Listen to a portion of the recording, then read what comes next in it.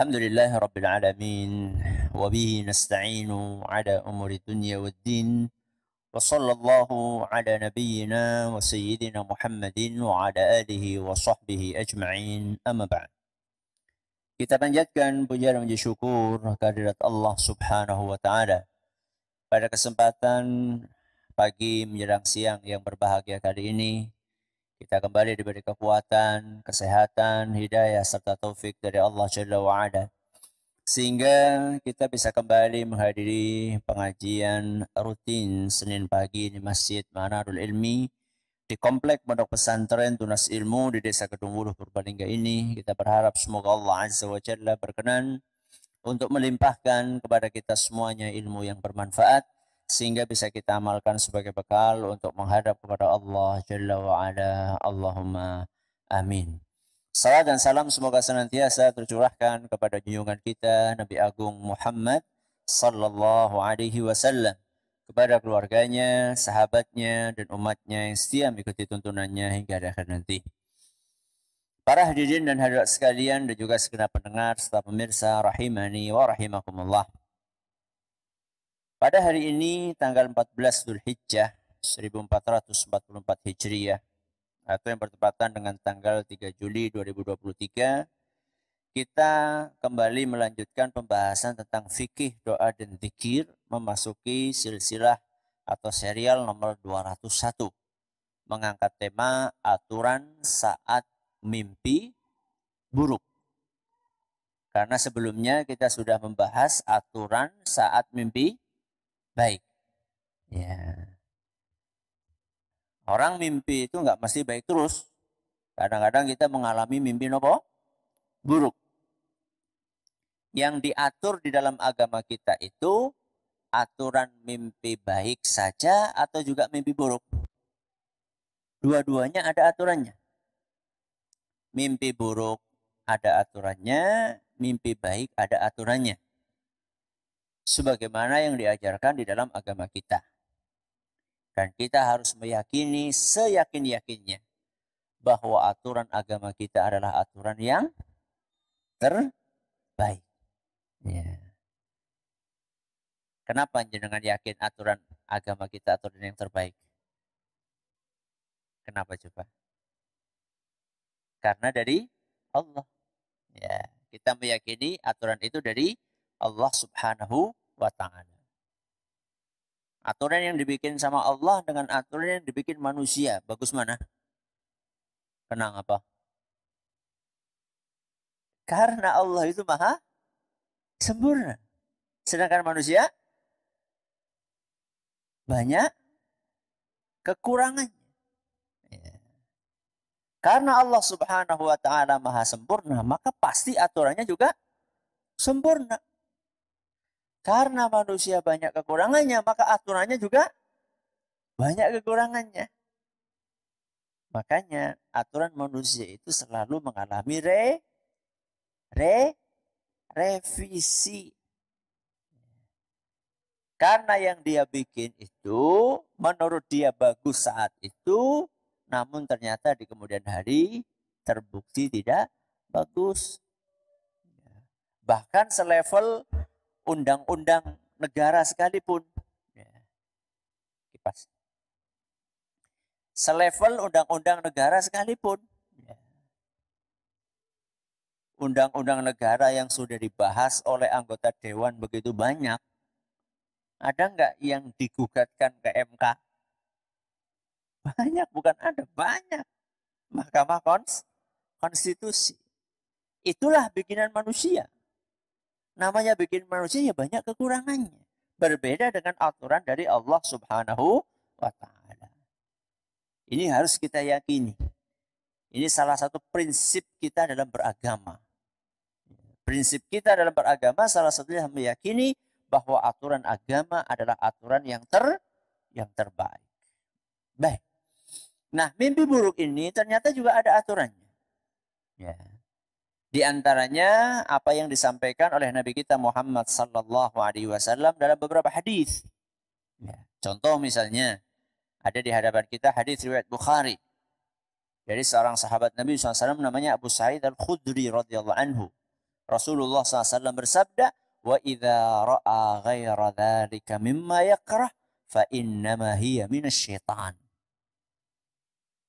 Jika dia bermimpi melihat sesuatu yang tidak disukai, mimpi baik apa buruk? Buruk. Seandainya dia mimpi melihat sesuatu yang tidak disukai, fa innama hiya minasyaitan, maka ketahuilah bahwa mimpi buruk itu dari sinten? Setan. Terus apa yang dilakukan wahai Nabi? Falyasta'id min syarriha. Maka hendaklah dia memohon perlindungan kepada Allah dari keburukan mimpi itu. Terus apa lagi? Wala yadhkuruha li ahadin. Wala yadhkurha li ahadin. Dan jangan cerita-cerita kepada siapapun. Kepada siapa, Bu? Siapapun. Berarti boleh nggak cerita sama ustadz? Enggak. Sama suami? Enggak. Sama istri? Enggak. Cerita di medsos? Apa maning? Fa innaha la tadurruhu. Sungguh mimpi itu tidak akan mencelakakannya. Tidak akan membahayakannya. Kapan? Seandainya aturan dan adab yang diajarkan oleh Nabi SAW dipraktekkan. Nggak ngefek. Mimpi buruk itu tidak akan ngefek ketika adab dan etika yang diajarkan oleh Nabi SAW saat mimpi buruk kita praktekkan dalam keseharian. Baik, ini satu hadis. Hadis berikutnya. Sama juga hadis riwayat Bukhari, cuma dari sahabat yang berbeda, yaitu Abu Qatadah radhiyallahu anhu. Bahwa Rasulullah SAW bersabda, wa idza ra'a ma yakrah falyata'awwadz billahi min syarriha wa min syarris syaitan. Apabila dia bermimpi melihat sesuatu yang tidak disukainya, maka mohonlah perlindungan kepada Allah dari keburukan mimpi itu dan dari keburukan setan. Ta'awudnya dari keburukan mimpi dan keburukan setan. Waliyatfil thalatha. Kemudian hendaklah dia meludah 3 kali. Pinten, Bu? 3 kali. Wala yuhaddits biha ahadan, dan jangan cerita-cerita kepada siapapun. Fa innaha lan tadurruh. Fa innaha lan tadurrah. Kalau dia lakukan itu semua, maka sungguh mimpi buruk itu tidak akan membahayakan orang tersebut. Dari 2 hadis ini dan juga dari hadis-hadis yang lainnya, maka bisa disimpulkan bahwa aturan mimpi buruk ada 5. Pinten, Bu? 5. Mari kita bahas satu-satu. Yang pertama, ketika kita mimpi buruk, yakinlah itu dari setan. Dari sinten, Bu? Setan. Kalau mimpi baik dari siapa? Dari Allah Azza wa Jalla. Mimpi buruk itu biasanya adalah melihat sesuatu yang mengerikan. Melihat sesuatu yang menyeramkan. Contoh, ini kejadian di zaman Nabi SAW. Ada sahabat datang kepada Rasul SAW. Wahai Rasul, aku mimpi buruk. Yang aku lihat ketika aku lagi tidur itu ada orang memenggal kepalaku. Waduh, jadi mau. Terus kepalanya ucul, terus gelundung. Aku ngoyok. Orang nasi raya sih bisa ngoyok. Ya. Saya melihat diri saya, ada orang menggal leher saya, terus kepala saya lepas, habis itu saya kejar kepala yang gelundung itu. Nabi SAW dengar itu, maka kamu jangan mau dipermainkan sama setan. Jangan cerita-cerita mimpi buruk. Ini contohnya mimpi buruk. Dan masih banyak contoh yang lain mimpi buruk. Mimpi jatuh dari bangunan yang tinggi. Mimpi tenggelam di sumur. Pokoknya mimpi-mimpi yang bikin apa, Bu? Yang bikin sedih. Siapa yang bikin itu? Yang bikin itu adalah setan. Kenapa setan melakukan itu? Karena setan ingin mengganggu kita. Min syarril wasil khannas. Jadi kerjaannya setan itu suka mengganggu. Ya. Buat apa setan mengganggu manusia? Supaya manusia itu sedih. Supaya manusia itu gelisah. Supaya hidupnya tidak tenang. Terus kenapa kalau hidupnya tidak tenang? Kalau hidupnya tidak tenang, aktivitasnya akan terganggu. Biasanya tangi kasih jadine kawanan. Biasanya bangun pagi gara-gara mimpi, buruk mimpinya, kepikiran terus, ya kebayang-bayang terus, akhirnya bangunnya kesiangan, belum masak, belum apa lagi Bu?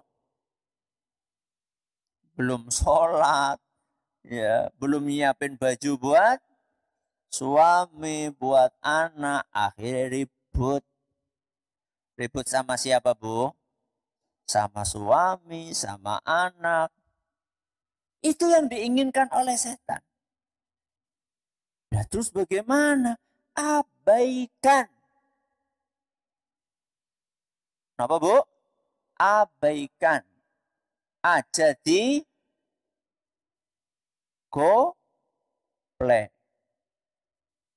Jangan dianggap, jangan dipikirkan, jangan dijadikan beban, tapi abaikan. Set gimana sih diabaikan? Kena sirah copot diabaikan. Itu kan mimpi, bukan apa?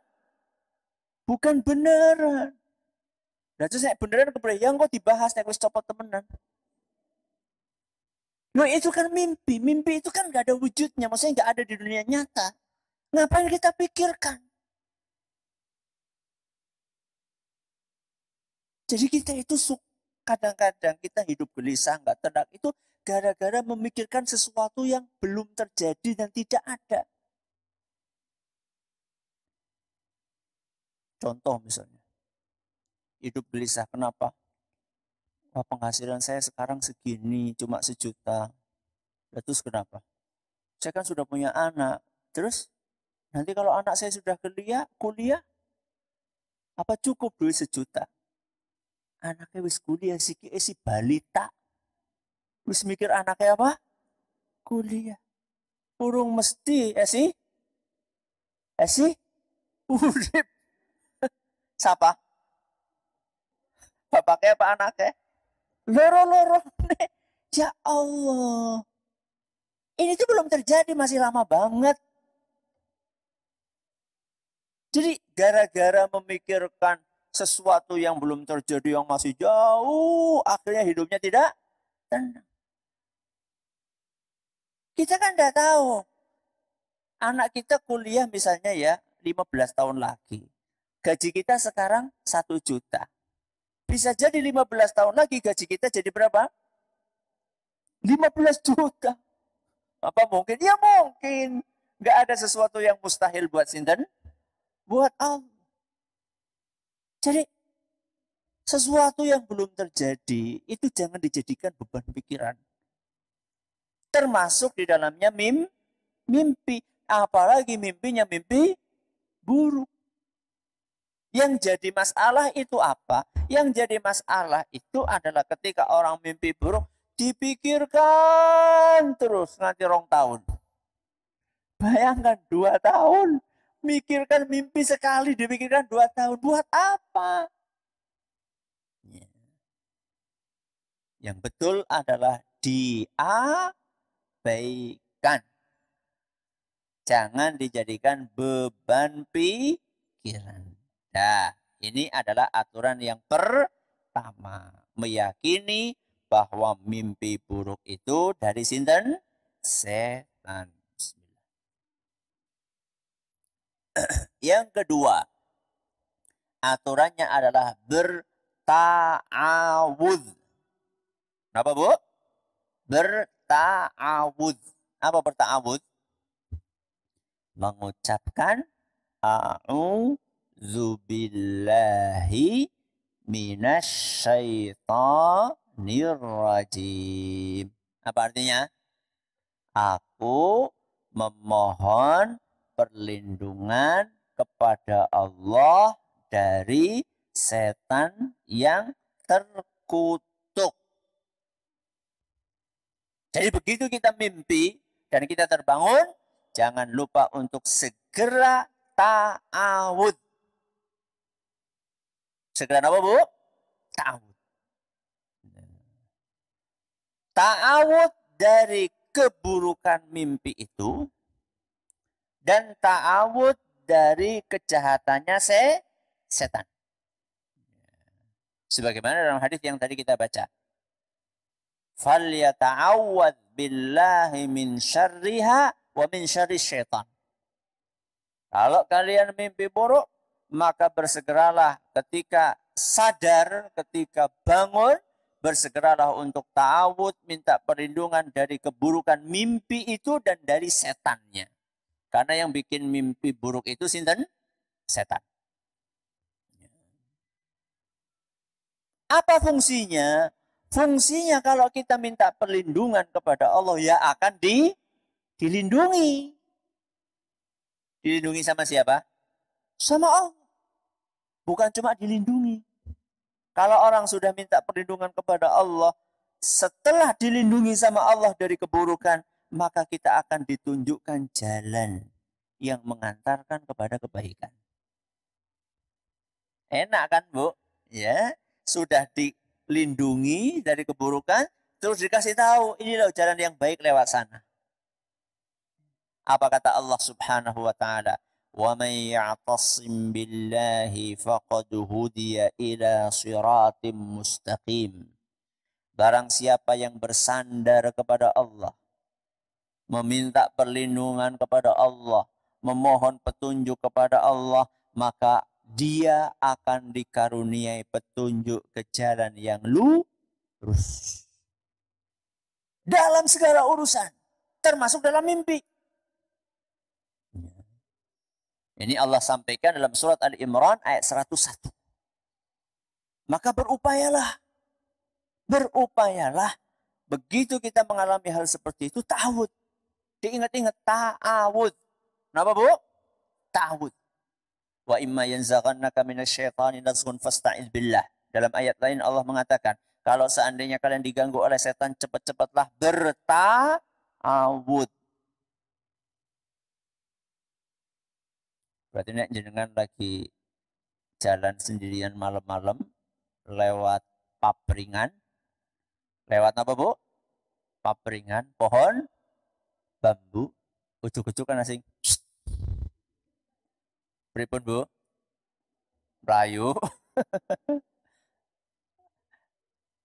Rosa bales, siapa gue? Rosa. Dijawab malah kok Melayu. Apa? Ta'awud.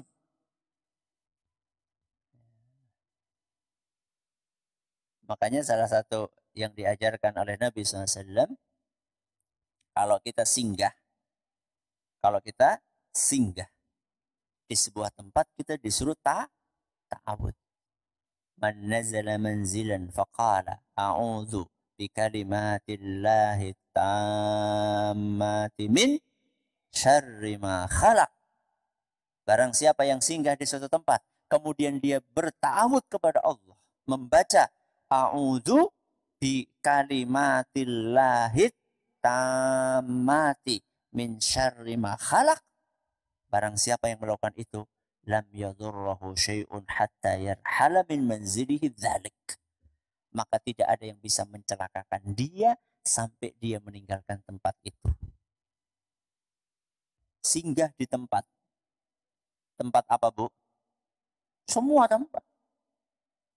Contoh, lagi piknik. Lagi apa, Bu? Piknik. Begitu sampai ke tujuan, pertama kali yang dilakukan apa? Ta'awud.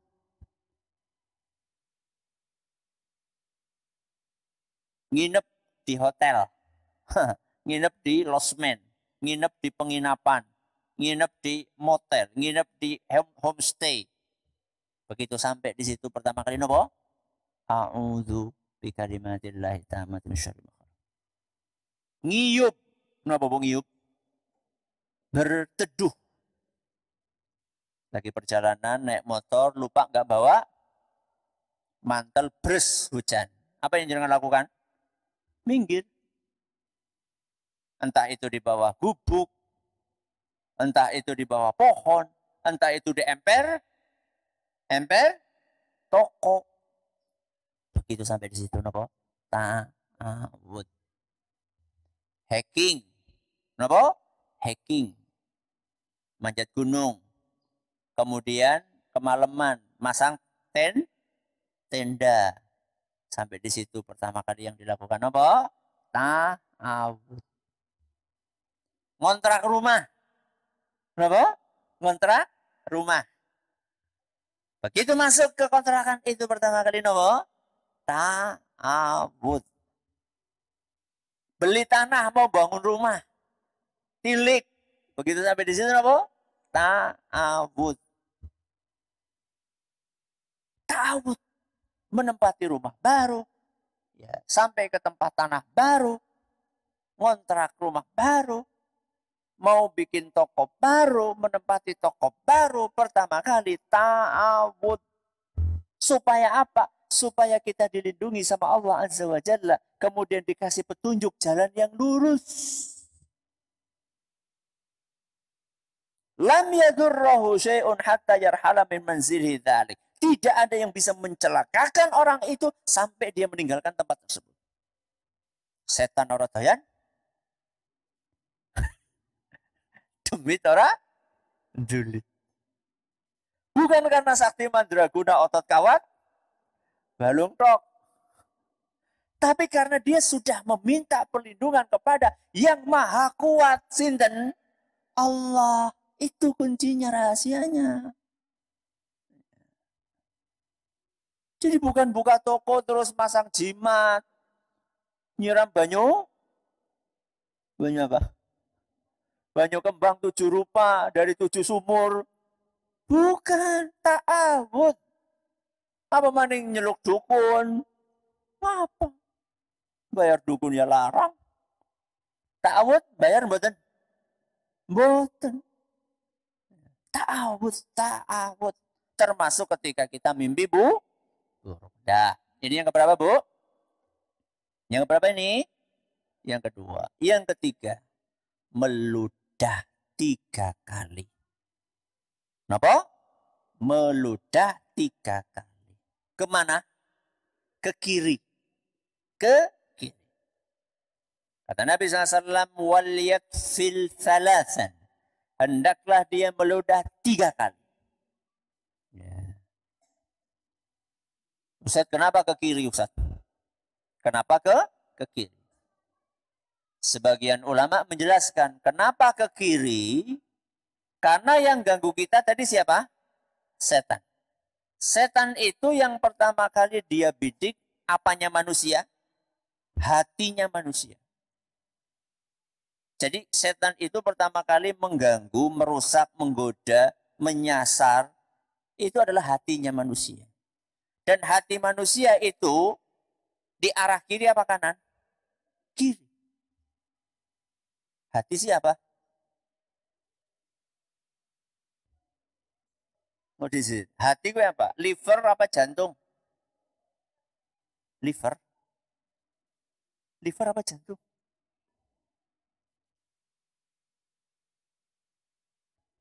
Hati yang dimaksud adalah jantung, Bu. Kenapa? Jantung. Kata siapa? Kata Allah dalam Al-Quran. Apa kata Allah Subhanahu wa ta'ala dalam surat Al-Hajj ayat 46? Surat apa? Al-Hajj ayat 46. Walakin ta'mal qulubul lati fis sudur. Al-qulubul lati fis sudur. Hati yang berada di dalam dada.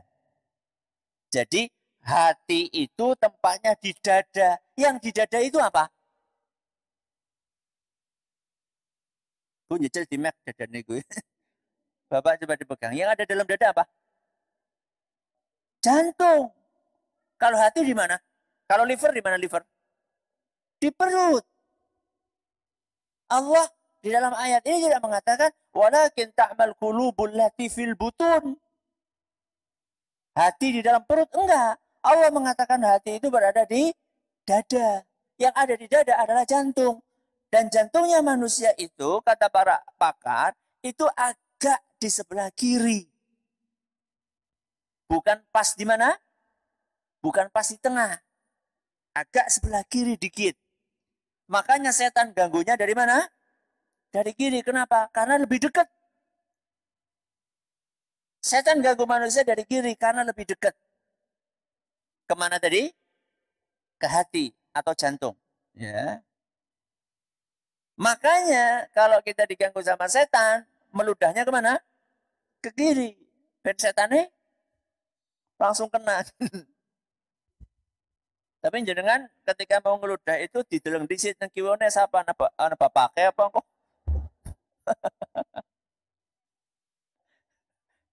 Kok bapake anu dan lokal gitu. Lihat-lihat ya. Ya, tetap lihat-lihat lah. Masa sih nggak lihat-lihat? Nanti dikira bapaknya sing. Masa bapaknya setan yang kena ya? Ya, jadi meludah kemana? Ke kiri. Berapa kali?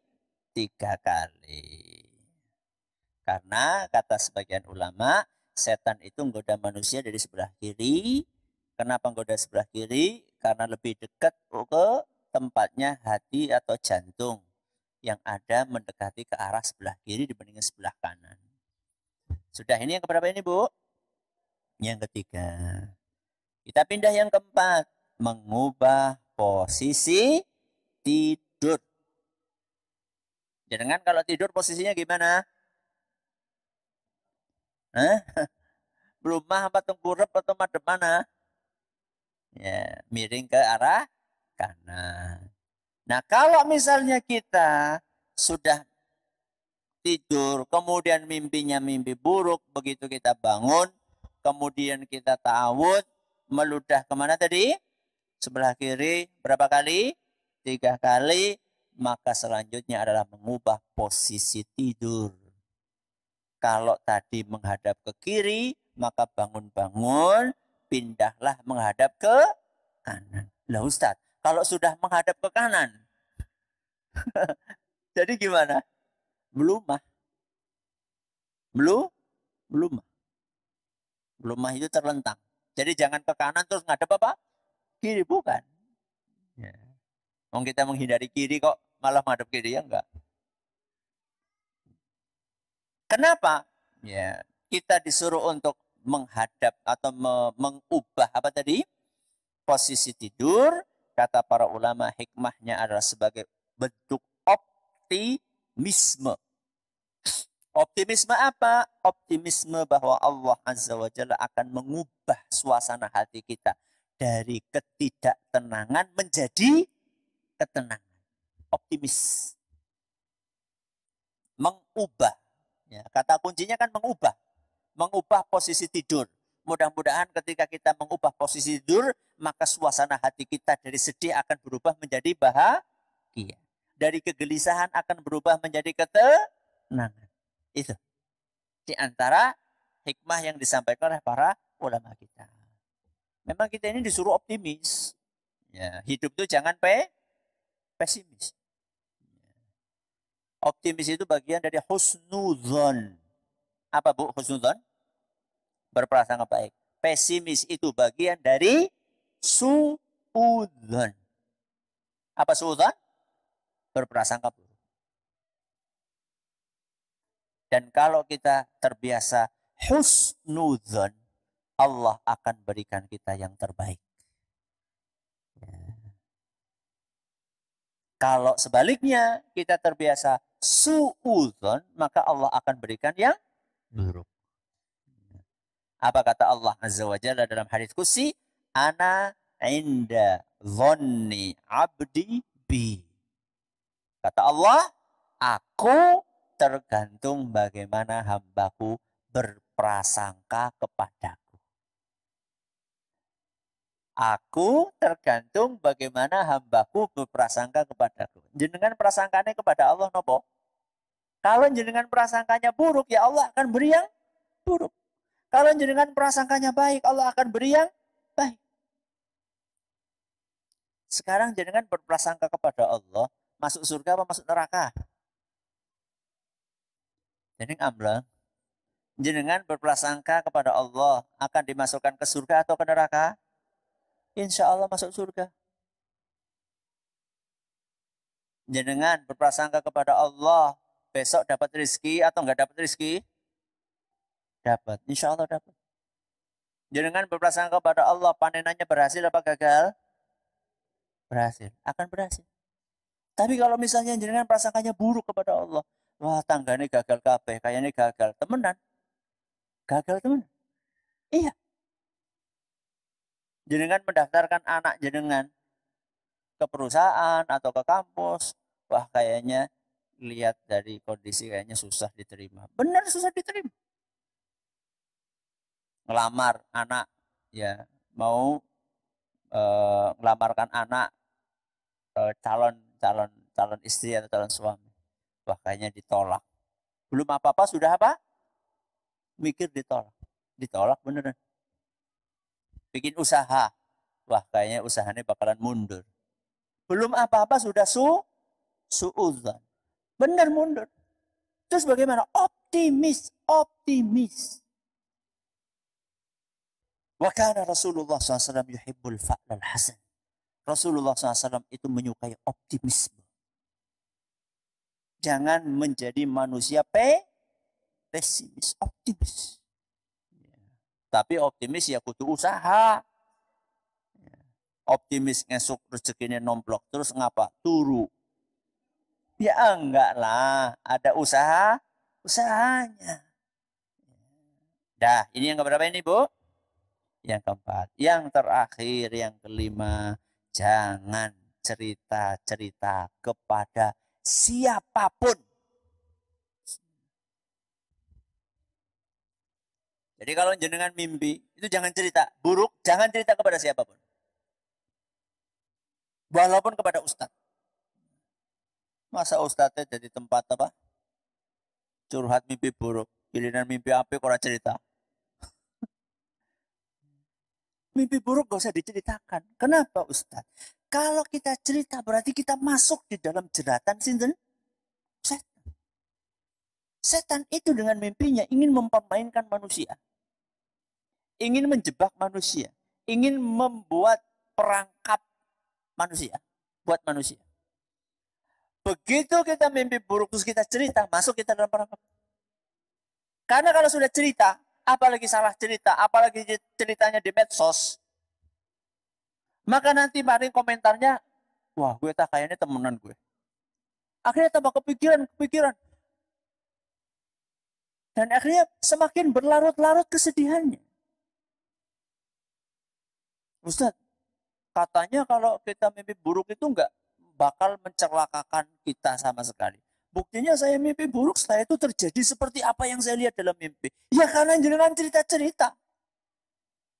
Coba kalau misalnya aturan yang 5 ini, yang diajarkan sama Rasulullah SAW ini, kita praktekkan dengan baik. Gak ngefek.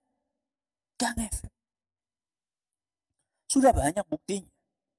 Ya, sudah banyak bukti. Emang Ustadz gak pernah mimpi buruk? Ya pernah. Tapi kan ngapain cerita-cerita? Buat apa cerita-cerita?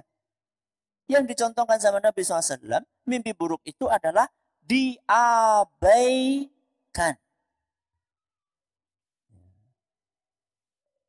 Bahkan kadang-kadang karena kita sudah nggak pernah cerita, sudah lupa sudah. Yang saya ingat adalah saya pernah bangun-bangun, meludah ke sebelah kiri 3 kali. Ta'awud kemudian meludah ke kiri 3 kali. Itu berarti tandanya habis mimpi nopo? Mimpi buruk. Mimpinya apa? Wis kelalen. Udah lupa. Yang diingat adalah tuntunan Nabi SAW meludah ke sebelah kiri. Sudah. Saya tanya sama jenengan, dapat pahala nggak kalau kita mengamalkan sunnah Nabi itu? Dapat. Kalau cerita-cerita dapat pahala nggak? Enggak. Ngapain kita melakukan sesuatu yang nggak ada pahalanya. Mendingan kita melakukan sesuatu yang ada pahalanya. Begitu ya. Kita ulangi. Apa yang pertama?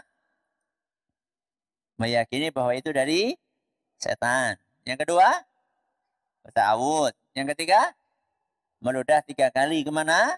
Ke kiri. Keempat, mengubah posisi tidur. Yang kelima, tidak cerita-cerita kepada siapapun. Mudah-mudahan bermanfaat. Ada pertanyaan? Silakan. Baik, terima kasih Ustaz. Jazakumullah khairan. Kami bacakan pertanyaan pertama. Assalamualaikum warahmatullahi wabarakatuh. Waalaikumsalam. Ustadz, apakah ketika bayi tidur tiba-tiba menangis, adakah kemungkinan bayinya mimpi buruk? Karena sudah dicek tidak ada sebab lain, misalnya kepanasan atau BAK. Jika si bayi ini kemungkinan mimpi buruk, apakah ibunya bisa mewakili langkah-langkah yang disebutkan tadi Ustadz? Jazakumullah khairan. Mungkin saja. Jadi kalau pertanyaan mungkin apakah mimpi buruk? Mungkin saja. Mungkin. Ya. Atau mungkin hal yang lain kita tidak tahu. Ya, mungkin lapar, ya. Mungkin haus, mungkin aja. Jadi ada beberapa kemungkinan. Kalau pertanyaan mungkin. Terus apa yang dilakukan? Tidak apa-apa. Kalau kita mau ta'awudzi, berarti yang berta'awud siapa? Ibunya. Ya. Kalau Rasulullah SAW dulu menta'awudzi cucunya dengan mengucapkan u'izuhu billah. U'izuhu. Ya. Kalau kita bacanya apa, Bu? A'udzu.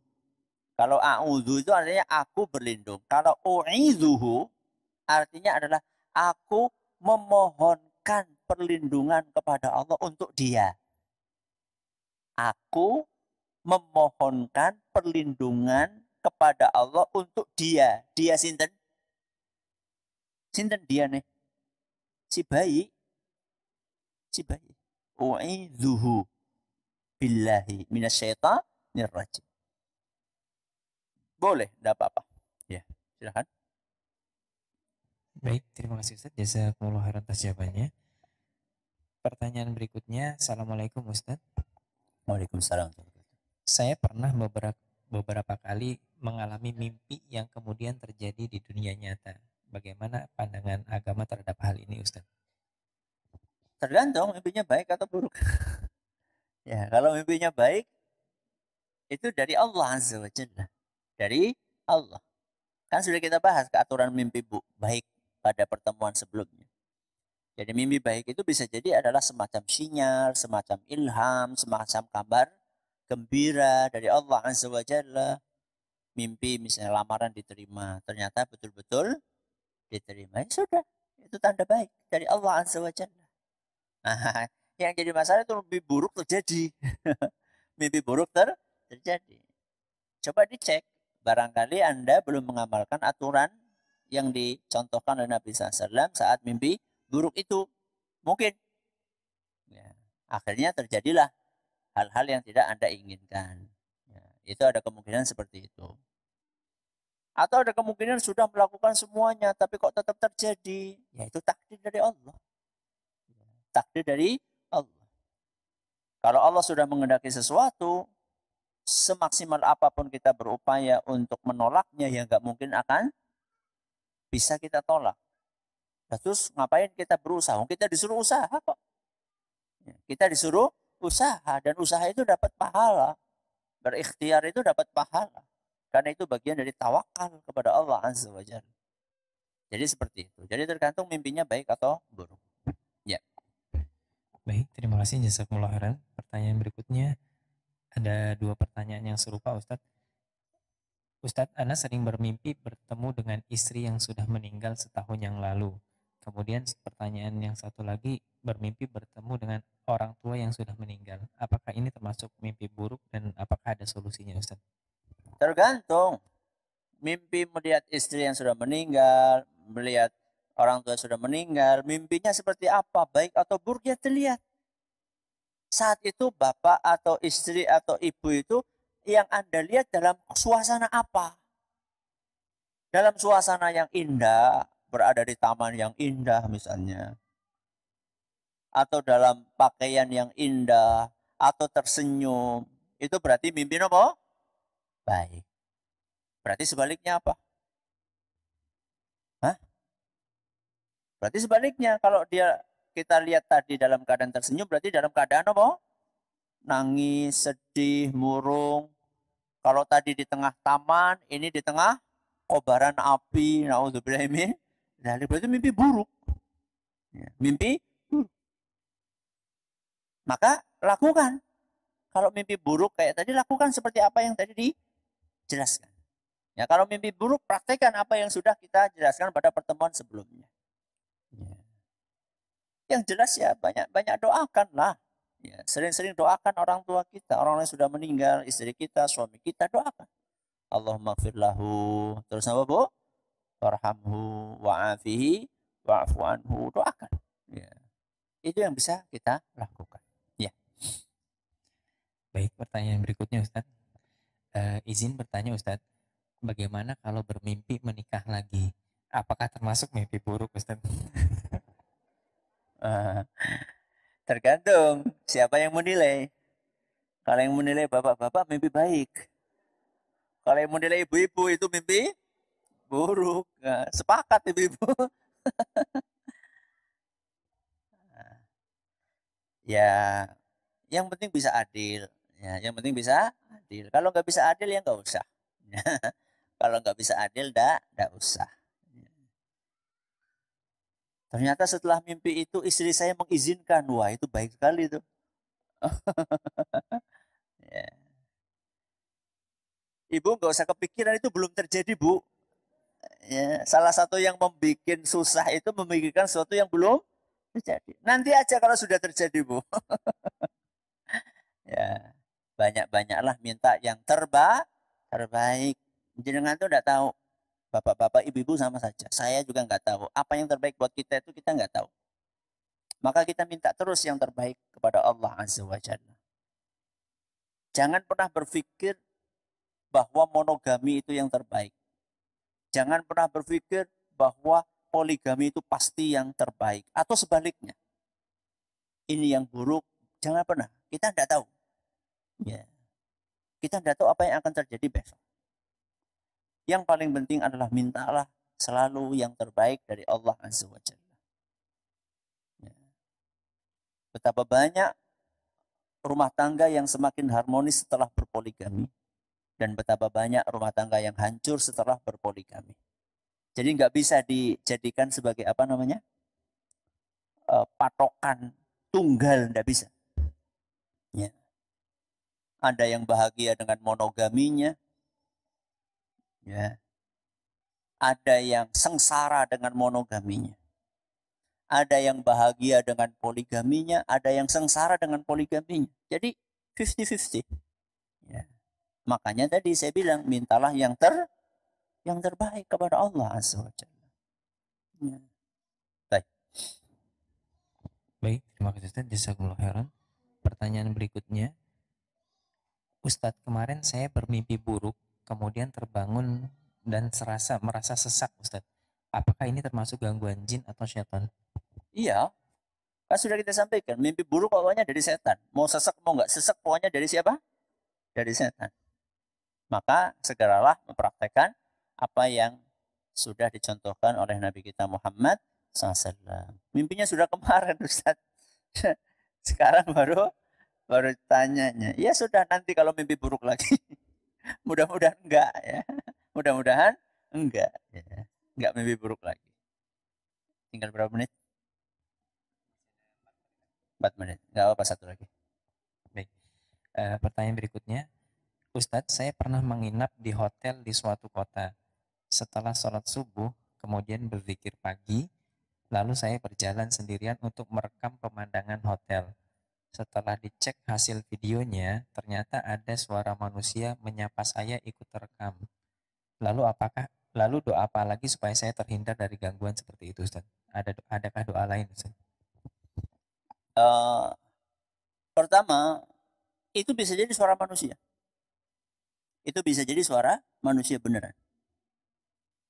Nah, terus ketika ngerekam, kenapa saya nggak dengar? Mungkin Anda lagi fokus dengan apa? dengan kamera sehingga tidak mendengar suara orang. Mungkin nggak kita dipanggil-panggil nggak dengar? Mungkin nggak? Mungkin. Contohnya bapaknya apa ibunya? Ibunya apa bapaknya contohnya? Oh, bapaknya. Pak, karena bapaknya lagi fokus kemana? Ke HP. Sudah 3 kali, 4 kali nggak dengar. Kenapa? Karena fokus. Fokus ke sesuatu. Jadi ada kemungkinan suara yang tadi masuk dalam rekaman itu betul-betul suara manusia. Bukan suara jin, bukan suara setan. Tapi karena dia lagi fokus untuk ngambil apa namanya tadi? Nyoting pemandangan, akhirnya dia nggak dengar suara itu, tapi suara itu masuk ke dalam rekaman. Itu kemungkinan pertama. Kemungkinan kedua itu benar-benar setan. Benar-benar apa? Setan. Maka yang dilakukan sudah benar, zikir pagi sudah benar. Ta'awud ketika pertama kali singgah sudah benar. Ya, sholat sunnah dilakukan, baca Quran dilakukan. Jadi kesannya itu kalau di hotel itu sudah nggak pegang Quran, sudah nggak zikir, itu nggak benar itu. Ya. Banyak alhamdulillah orang yang di hotel tetap baca Quran, tetap membaca kitab, tetap zikir, banyak alhamdulillah. Kami dan keluarga kalau suatu saat lagi ngisi di luar kota kemudian sama panitia diinapkan di hotel atau di penginapan atau di homestay, ya tetap seperti biasa. Waktunya zikir-zikir, waktunya baca Quran, waktunya baca kitab, ya biasa aja kayak di mana? Kayak di rumah biasa. Ya. Jadi tidak selalu konotasinya itu kalau hotel itu adalah kemewahan, kemudian kelalaian, nonton. Enggak seperti itu. Tergantung orangnya dan taufik sebelumnya dari Allah Azza wa Jalla. Ini yang bisa kita pelajari hari ini. Mudah-mudahan bermanfaat bagi kita semuanya. Kita akhiri dengan doa kafaratul majlis. Subhanakallahumma wa bihamdika asyhadu an la ilaha illa anta astaghfiruka wa atubu ilaik. Wassalamualaikum warahmatullahi wabarakatuh.